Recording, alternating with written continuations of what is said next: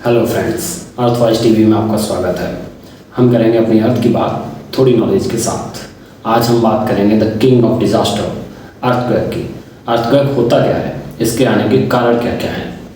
Earthquake endogenous and exogenous force जब ज़मीन के अंदर लगता है तो एक हाई पोटेंशियल एनर्जी रिलीज होती है, जिसकी वजह से ज़मीन हिलने लगती है।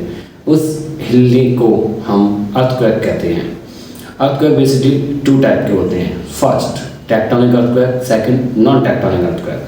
टेक्टोनिक अर्थक्वेक वे अर्थक्वेक होते हैं जो टेक्टोनिक प्लेट स्लाइड करने की वजह से आते हैं। नॉन टेक्टोनिक अर्थक्वेक वे अर्थक्वेक होते हैं जो किसी नेचुरल एक्टिविटीज़ की वजह से आते हैं, जैसे volcanic eruption, landslide, thermal reaction etcetera. आप जानते हैं हम अर्थक्वेक को मेजर भी कर सकते हैं एक इंस्ट्रूमेंट की हेल्प से, जिसका नाम है रिचर स्केल। रिचर स्केल हमें बताता है कि अर्थक्वेक कितनी इंटेंसिटी का है, जिससे हम पता लगा सकते हैं कि कितना डेंजर हो सकता है। अर्थक्वेक अपने साथ साथ कई और डिजास्टर्स भी लाता है, जैसे avalanches, storm, volcano eruption etcetera. इसके कई और नुकसान भी हैं। सबसे ज़्यादा नुकसान मोस्ट पॉपुलेटेड हैवीली एरिया पे होता है। दूसरा रोड डैमेज, पुल डैमेज एंड टैन डैमेज एसेट्रा। इसके अलावा और भी कई तरह की बीमारियां फैलती हैं, लोग बेघर हो जाते हैं।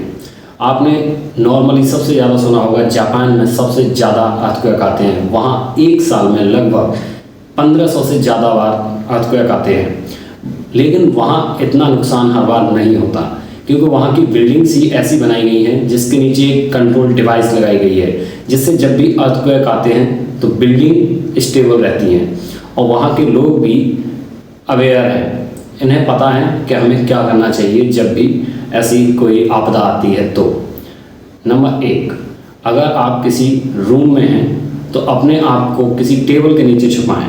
नंबर 2, यदि आप किसी बाहर पेड़ों के आसपास या खंभों के आसपास हैं तो अपने आप को ग्राउंड की तरफ लेके जाएं, प्लेन एरिया की तरफ लेके जाएं। नंबर 3, अपने पास हेल्थ किट रखें, जिसमें पानी की बोतल, फ्लैश लाइट, थोड़ा खाना और फर्स्ट एड किट होना कंपलसरी है।